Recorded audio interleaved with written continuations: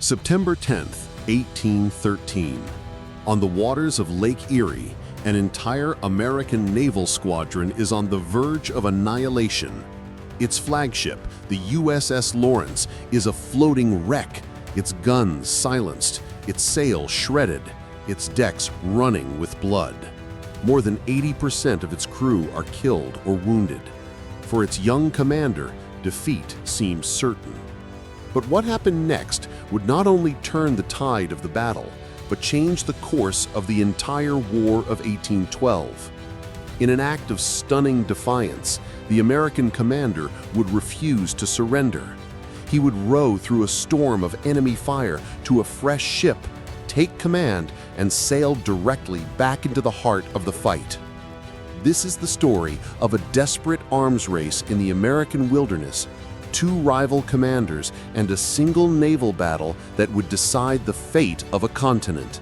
It's the story of how one man's refusal to quit led to one of the most decisive victories in U.S. Navy history. By 1813, the War of 1812 was not going well for the United States in the West. The American invasion of Canada had failed. Detroit had been surrendered to the British without a fight. The entire Northwest Territory, what is now Ohio, Michigan, Indiana, and Illinois, was under threat. The key to this entire theater of war was a single body of water, Lake Erie. For the British, the lake was their lifeline, a highway to supply their troops and their Native American allies, led by the brilliant Shawnee leader Tecumseh. For the Americans, to launch any successful invasion of Canada or even defend their own territory, they had to control the lake. The U.S. Naval Department knew this.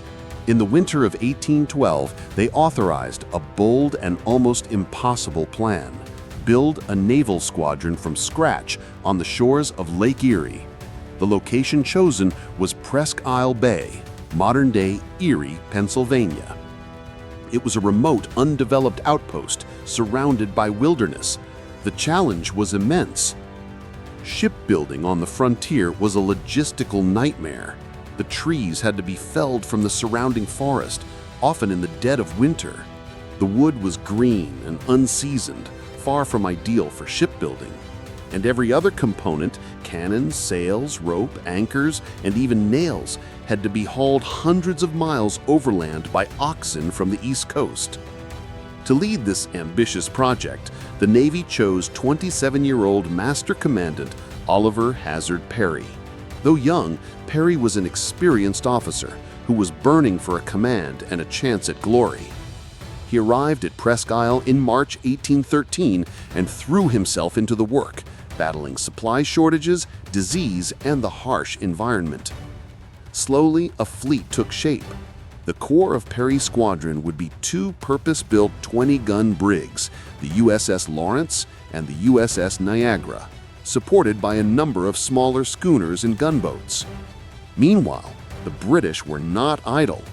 Their commander was Robert Harriet Barclay, a seasoned officer who had served under legendary Admiral Nelson and lost an arm at the Battle of Trafalgar. Barclay was a capable commander, but he faced even worse supply problems than Perry did. He struggled to get enough sailors, and his ships were armed with a mix of different cannons, making ammunition a constant problem.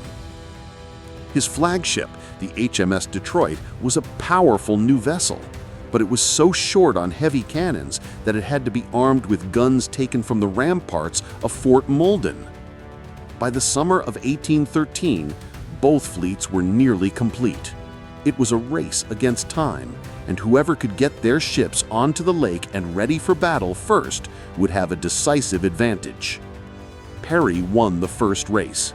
In early August, while Barclay's fleet was temporarily away, Perry's men accomplished the Herculean task of lifting their heavy brigs over a shallow sandbar to get them into the open lake. The American fleet was free. For the next month, the two squadrons stalked each other, waiting for the perfect moment to strike. That moment came on the morning of September 10th, 1813. The British fleet appeared, and with the wind in his favor, Perry ordered his squadron to attack. His plan was simple: use his two big brigs, the Lawrence and the Niagara, to engage the two biggest British ships, the Detroit and the Queen Charlotte, in a close-range gunnery duel. As he sailed into battle, Perry hoisted his personal battle flag. In blue letters on a white field, it bore the dying words of his friend, Captain James Lawrence, "Don't give up the ship." It was a declaration of intent.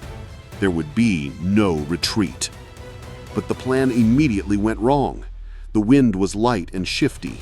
Perry, on his flagship, the Lawrence, outsailed the rest of his squadron, especially the Niagara, which hung back for reasons still debated by historians. For over 2 hours, the USS Lawrence endured a hellish punishment. It was engaged by Barclay's flagship Detroit and several other British vessels. The British had more long guns, which could do serious damage from a distance, while Perry's ship was armed mostly with carronades, powerful but short-range cannons. He was being torn apart before he could even get close enough to effectively fight back. The scene on the Lawrence was one of utter carnage. Cannonballs smashed through the hull, sending deadly splinters flying. Guns were dismounted, the rigging was shredded, and casualties mounted until 4 out of every 5 men were killed or wounded. Perry worked alongside his men at the last functioning cannon until it too was silenced. The half-flagship was a floating ruin, effectively out of the battle. For Commander Barclay and the British, victory seemed at hand. The American flagship was disabled. The rest of the American fleet was in disarray. But Oliver Hazard Perry was not a man to admit defeat. Taking down his battle flag, Perry, along with his younger brother and a handful of unwounded sailors, climbed into one of the ship's few remaining rowboats. They began to row through the heart of the battle, through a hail of British cannon and musket fire, on a desperate half-mile journey to the Niagara. The British, realizing what he was doing, directed all their fire at the tiny boat. It was a suicide mission. Miraculously, they made it. Perry climbed aboard the Niagara, took command from its hesitant captain, and hoisted his "Don't give up the ship" flag. The battle was about to get a second act. With a fresh ship and a fresh crew, Perry seized the initiative. He ordered the Niagara to sail directly at the damaged British line. At the same time, the lagging American gunboats finally caught up and began to rake the British ships with fire. In a classic naval maneuver known as crossing the T, Perry sailed the Niagara through a gap in the British formation, unleashing devastating close-range broadsides from his carronades into the bows and sterns of the enemy ships. The British ships, already damaged from their fight with the Lawrence, became entangled and were systematically battered into submission. Within 15 minutes, the fight was over.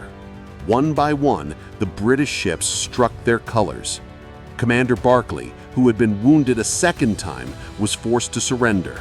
For the first time in history, an entire British naval squadron had been captured. Perry, ever the master of the moment, returned to the shattered deck of the Lawrence to accept the official surrender. He then took out an old envelope and scribbled one of the most famous dispatches in military history to the American commander of the Army, William Henry Harrison. "Dear General, we have met the enemy, and they are ours. 2 ships, 2 brigs, 1 schooner, and 1 sloop. Yours with great respect and esteem, O. H. Perry." The victory was total and absolute. With control of Lake Erie secured, the British supply line was cut. Their army was forced to retreat from Detroit and was caught and destroyed by Harrison's forces at the Battle of the Thames, where the great Shawnee leader Tecumseh was killed. The American frontier was safe. Oliver Hazard Perry became a national icon, a symbol of American courage and resilience. The Battle of Lake Erie proved that in the darkest hour, one person's refusal to quit can change the fate of a nation. Perry's actions remain one of the greatest comebacks in naval warfare. What do you find more impressive? The feat of building the fleet in the wilderness, or Perry's dramatic transfer between ships? Let us know in the comments. Thanks for joining us for this incredible story. If you want to learn more about the pivotal moments that shaped history, be sure to subscribe and hit that notification bell. We'll see you on the next one.